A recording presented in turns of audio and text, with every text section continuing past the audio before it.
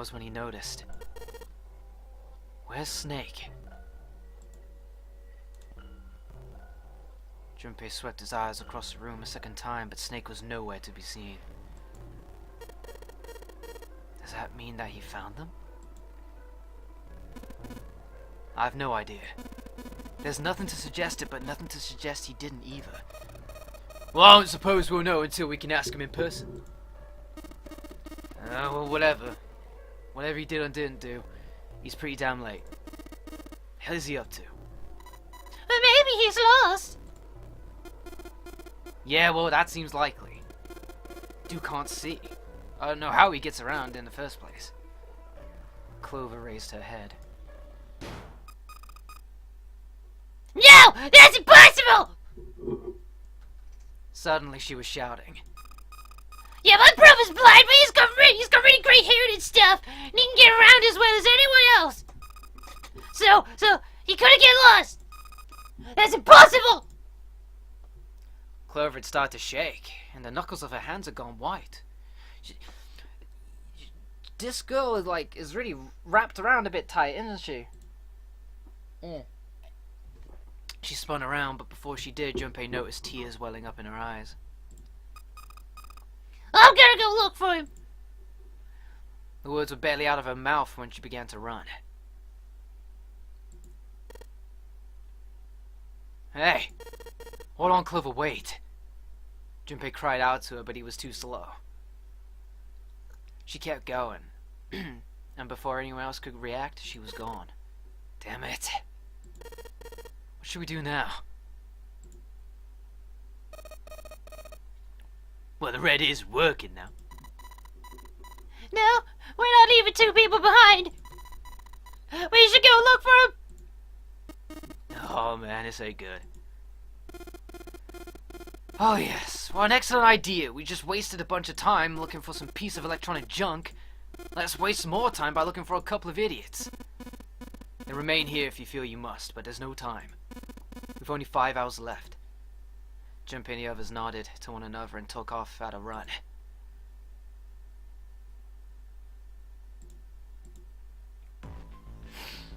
In front of the stairs that led to B deck, they decided to split up.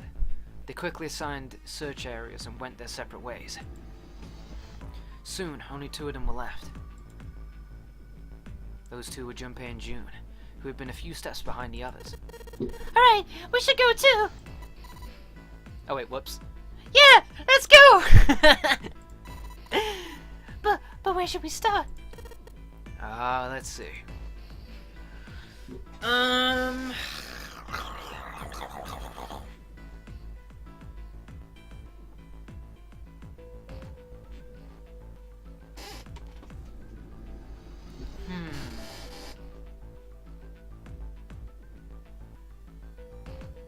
Okay, let's think. Was there anything in the casino that we didn't grab? No. In the first class cabin, however, there was that one box that needed a certain numerical code to open. So this would be possibly something to look into.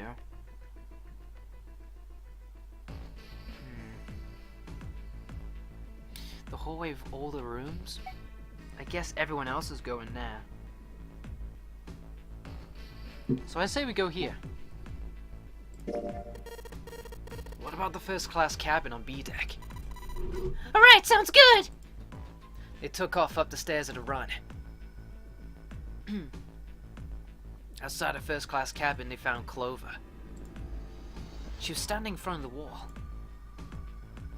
She was staring at a meaningless point on the wall, her eyes blank. Whoops. What should Junpei do? Well, I guess the natural thing to do would be to talk to her. Are you alright? He did his best to sound friendly, but Clover didn't respond. Look, I know you're really worried, but, he could think of no words to say that didn't sound hollow and fake. Junpei hesitated. Clover was so consumed by worry and fear that Junpei feared it would crush her. Her actions didn't surprise him. She had suddenly lost her brother, who she seemed to have who had been very close to. Lone! So lonely! Her voice was thin and barely audible. Lone! The hell? Lone! I said leave me alone! Suddenly she was screaming. You're so annoying! Just go away, leave me alone! Just looking at you guys pissing me off! Go away, okay? Just go somewhere else! Stop bothering me! What the fuck? Junpei was taken aback. Such anger and hate. June's eyes had gone wide with such surprise as well. Why are you still here? Do you hear me? Fine, forget it. If you aren't gonna leave, then I'll just... Alright. Let's go, June. Yeah. Shit. They turned and left Clover. As they did, Junpei glanced over his shoulder to see Clover wiping tears from her face. Clover had driven home the misery of their situation, but Junpei told himself that getting depressed would get him nowhere but depressed.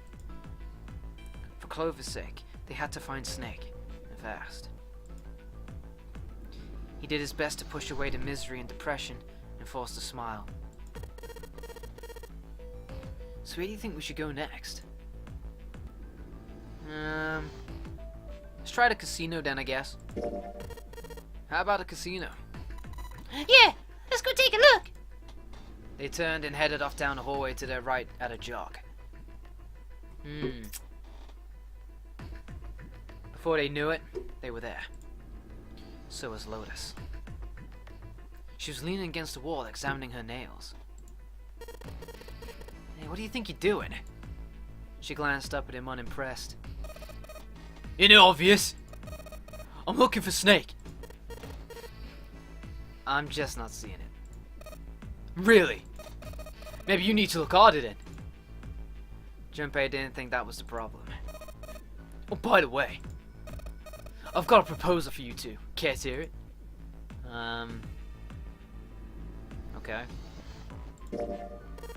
What is it? Well, I don't like to be around the bush and all that, so I'll get straight to it. Why don't we team up? Team up? Yeah! What?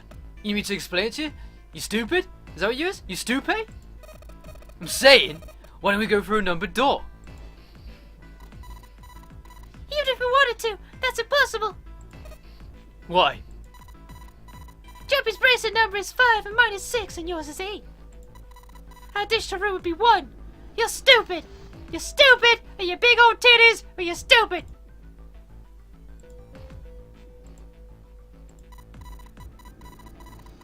There's no number 1 door in the large hospital room. The only doors there are 3, 7, and 8. Then we had another person. Huh? Who?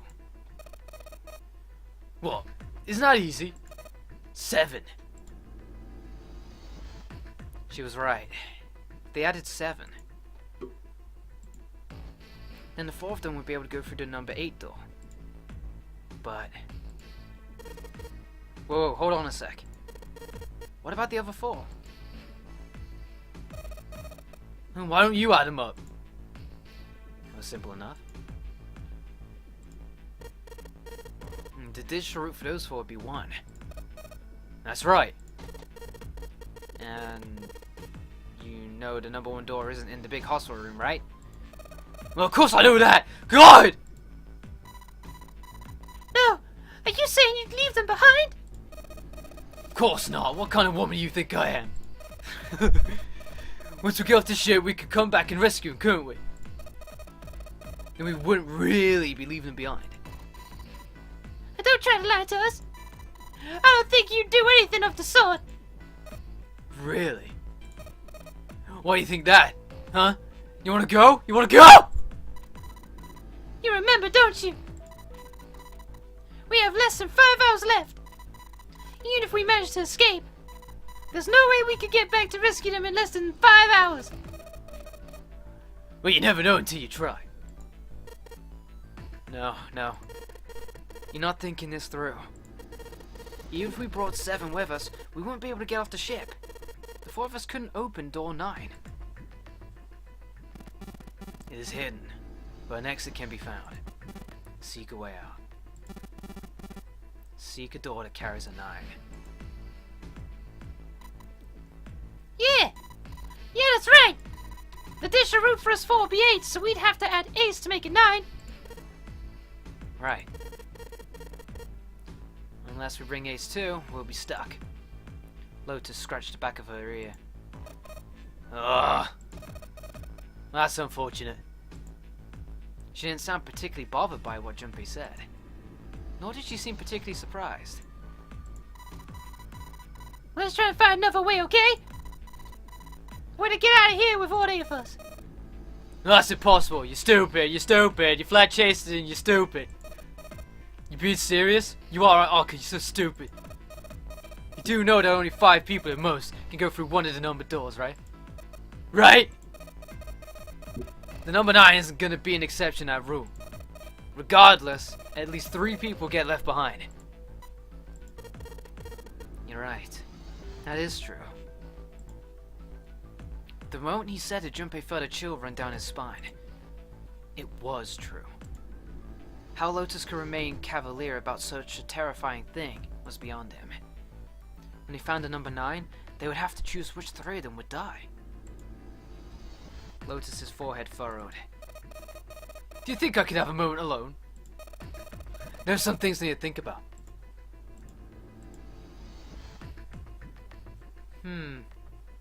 Junpei and June turned and began walking away from Lotus. Talking to her had left them feeling ill. Junpei's heart felt heavy and his steps sluggish. But he told himself pessimism would get them nowhere. So he forced himself to smile and turned to June. Let's focus on finding Snake for now, okay? Yeah, you're right. We can think about those other things later. Junpei nodded. Alright, where should we go next? I'm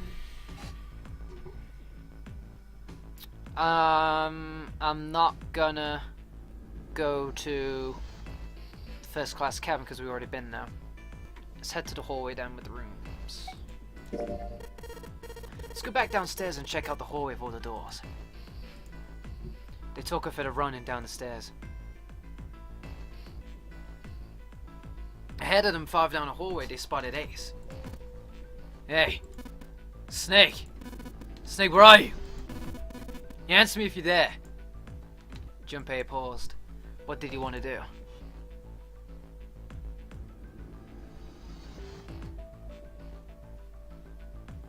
Huh.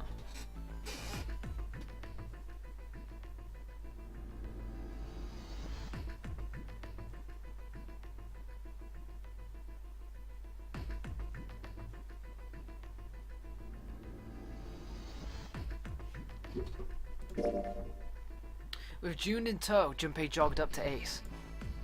Hearing their footsteps, he turned to greet them. Ah, hello there. Snake is, well, it's obvious, isn't it? I assume you haven't found him yet either. Junpei nodded. I really wonder where he could have gone. Well, wherever he's disappeared to, we must find him as quickly as we can, for Clover's sake. Right. June's face looked kind of enraptured. Trying to picture how you could express enrapture on your face. By the way, do you think Clover and Snake are really siblings? Why would you say that? Why would you say that? The question seems somehow odd to Junpei.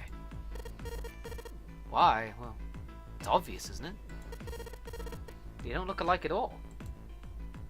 Ace looked at him for a moment, and then spoke. Yes, you know, now that you mention it, they don't. Now that you mention it... Still, there are a great many siblings who do not look like one another. It certainly isn't rare. Junpei wasn't sure why, or even if he was seeing what he thought he was, but he could have sworn that Ace's face tightened as he spoke.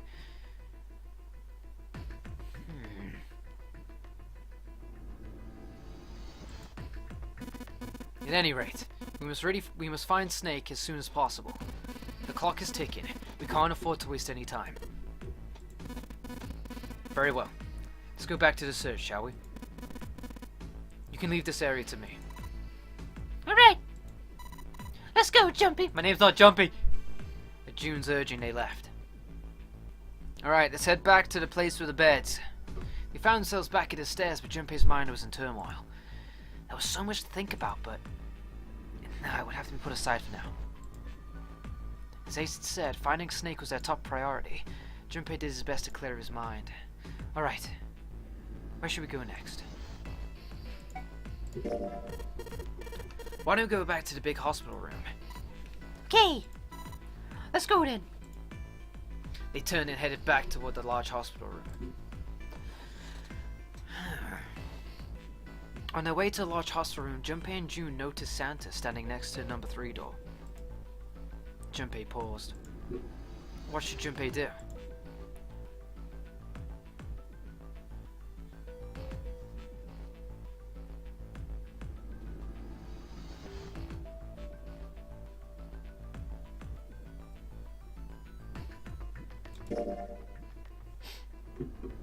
Junpei and June walked up to Santa. What are you doing? What, you can't tell? I'm checking out the red. Why, is there something bothering you? What, it's not bothering you? Huh? This! The guts of the red. Why wouldn't you wonder who the hell put it back in here? Yeah, that's true. And I'm curious too, but... Who do you think did it? Santa's eyes narrowed as he looked at June. She shook her head. I don't know. Well, what about you, Junpei? Who do you think fixed the thing for us?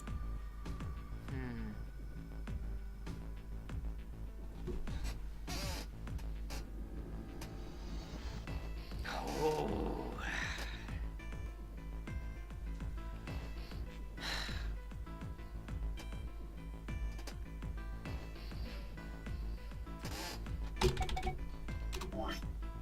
Whoops, whoops, whoops, whoops, whoops.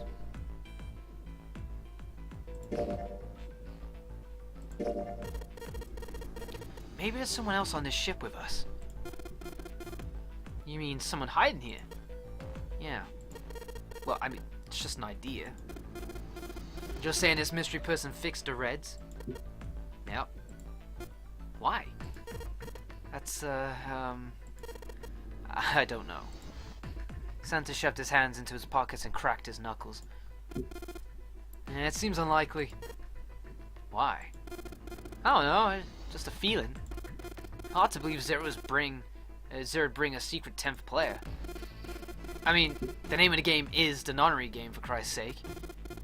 You know what nonary means, right? It means 9.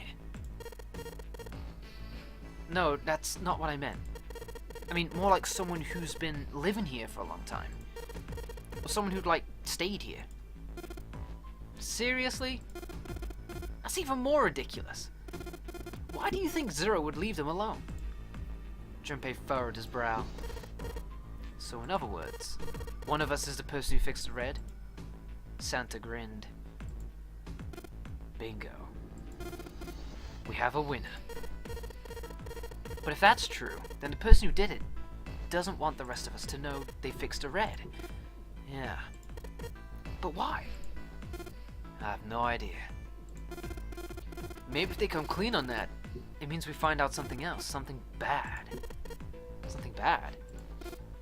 I don't know. But whatever it is, it's gotta be worth hiding. Of course, it could have something to do with Snake's disappearance. You think maybe they did something to Snake? It's not out of the question. Junpei stared at Santa. There was something about him that made Junpei wary. At first he assumed the other man wasn't terribly clever, but Junpei was beginning to think he would need to reevaluate that assessment. When Santa spoke again, his voice was quiet. Look, if you trust anybody in this game, you're gonna lose. You've got to be careful. The person you trust the most could turn out to be the person who stabs you in the back. With that depressing suggestion, he turned and quietly walked away. Junpei and June looked at one another and smiled awkwardly.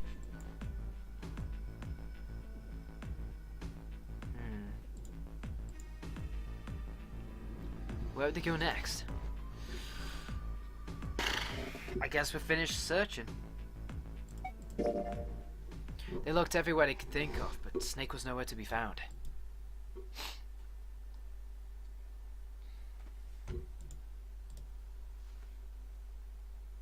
Lotus looked around at 6 frustrated faces and spoke. We can't keep looking for Snake. Wherever he is, it ain't here. We need to get moving. Junpei couldn't disagree with what she was saying. Snake seemed to have completely disappeared. There was no point of wasting any more time. The others seemed to be having similar thoughts, but they stayed silent. Finally, Seven spoke. We don't got no choice. Lotus is right. We're not gonna find Snake. That is a problem, though. We've got to figure out who's gonna go through which door. Yeah. I have a proposal. She walked back and forth across the floor, her heels clicking against the wood.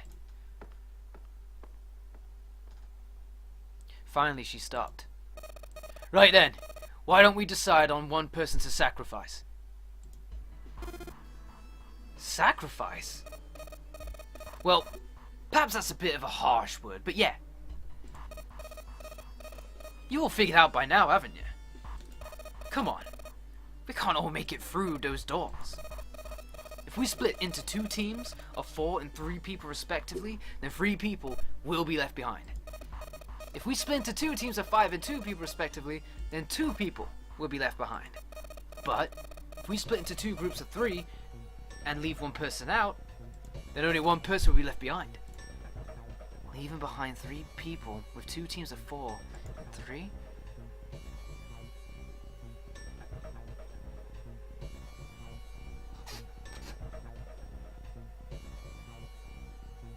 Oh man, I'm just trying to crunch these numbers. Additional root. Is she right? Okay, Lotus,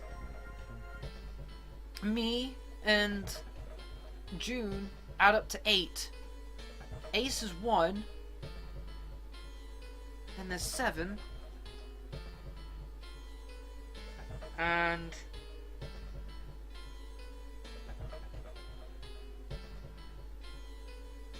no, wait, 1, 7, and then what number was Santa?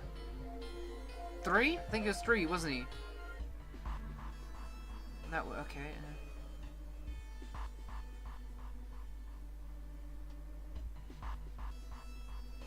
Oh man, I'm trying to think. Hold on.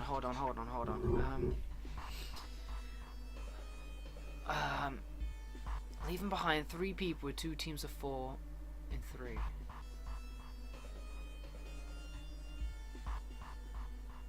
I'm not sure, so I'm just gonna go with that.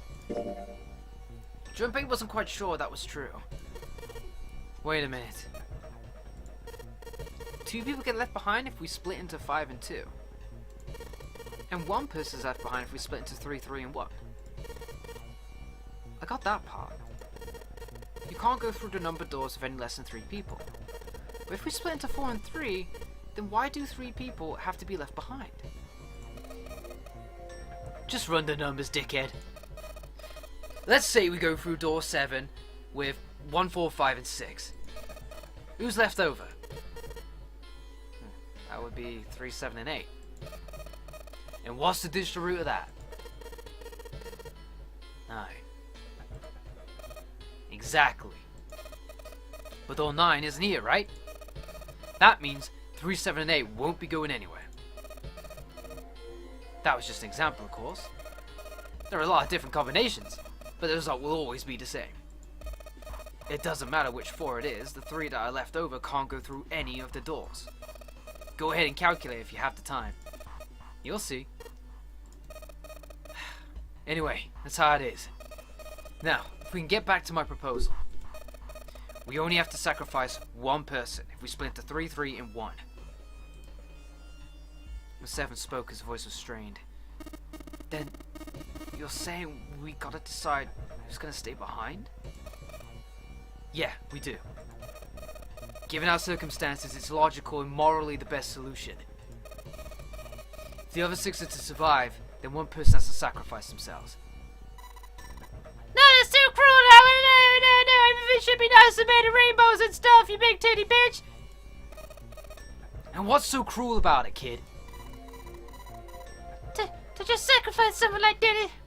No! And what's your plan? Maybe we should sacrifice 2 people instead of just 1. That's not what I meant, motherfucker, and you know it. We shouldn't sacrifice anyone. I told you that's impossible. Wake up! Whoa, calm down, you 2. Santa stepped between Lotus and June. Look, what Lotus is trying to say is that you should aim to bring the greatest amount of happiness to the greatest amount of people, right? Exactly. That's how democracy works.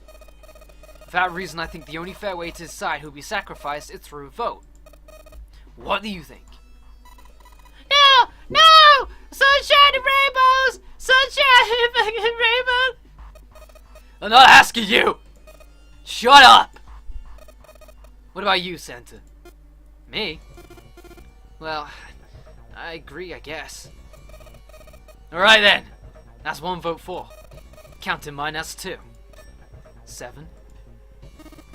I can't say I agree with you, but we don't exactly have a choice. If we don't do something, we're all gonna die. Well, I'm glad to see you get it. If I can get 1 more vote, then it's decided. What about you, Clover? Clover had moved away from the group and was sitting on one of the beds. Her whole body drooped. Junpei didn't know if she'd even heard Lotus's proposal. Lotus walked over to Clover and gently laid a hand on her shoulder. Your brother has to be behind one of the numbered doors. We searched everywhere, but we didn't find him. Doesn't that mean he has to have gone through one of them somehow? Clover slowly lifted her face. Let's go look for him together, right? If we sacrifice 1 person, then we can go and look for him. You agree with me, right? Clover nodded once.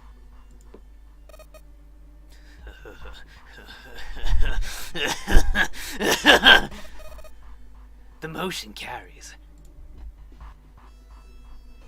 Lotus spun around and walked toward Junpei. Now let's start a vote too. That won't be necessary. Ace had barely spoken for Lotus's entire speech, but everyone jumped a little. 6 pairs of eyes turned to look to him. He didn't seem to notice or even care.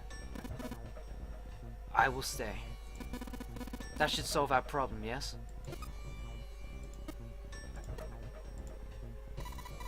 Hey, Snow! Sunshine and rainbows, motherfucker! Yeah, no! You can't do that! I won't solve anything!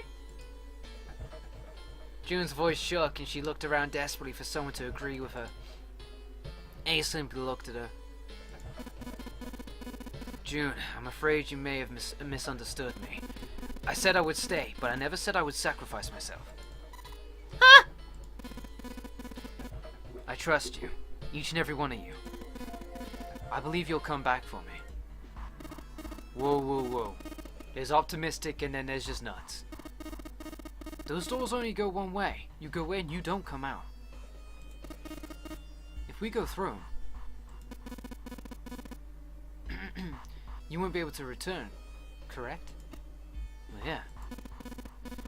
True, but that will not be the case once you've escaped from the ship. What? Please, I beg you, once you've escaped, come back and rescue me. Ideally within the time limit Zero's given us. No, that's ridiculous. There's no way we could get back in time. Finally, Junpei could hold his tongue no longer. We've only got 5 hours left. We don't even know where the hell we are. How on earth are we gonna find someone to come and rescue you? Then perhaps you would prefer to stay instead of me. Or perhaps you'd be willing to leave June behind. Ace's voice was dignified and without a hint of cruelty or malice. Junpei had no rebuttal. You see, there's no other choice. Now I see we've come to our conclusion. Go on. Don't worry yourselves about me. Go quickly. Junpei stood frozen by indecision, unable to move. June bit her lips so hard that Junpei feared she would break the skin. Santa stood against a wall, calm and aloof. Seven tore his beanie from his head and turned it over anxiously in his hands. Only Clover stared at Ace with an expression Junpei was unable to decipher. Lotus's attitude, however, was different from the others. Marvelous! Fantastic! Excellent! Let's accept this kind offer then. She smiled, her eyes bright. Ace answered with a smile of his own. Good. I think this is the best for me. Perhaps I'll be able to take a nap. Perhaps it's my age, but I get tired so easily these days. As he spoke, Ace slowed himself down to the floor next to one of the beds.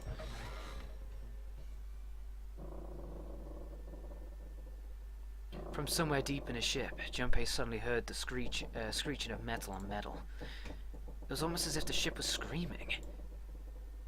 Would it really hold out until the time was up? Already, D-deck was flooded.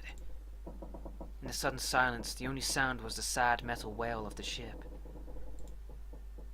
Unsurprisingly, it was Lotus who spoke first. Well, what are you waiting for? We're wasting time. Why don't we hurry it up?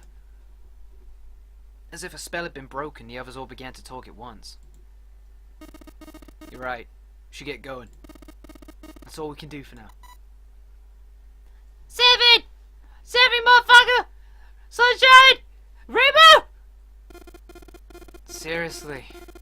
Honestly, I was getting kind of sick of listening to you guys talk. You too, Santa, motherfucker! You had to find my brother!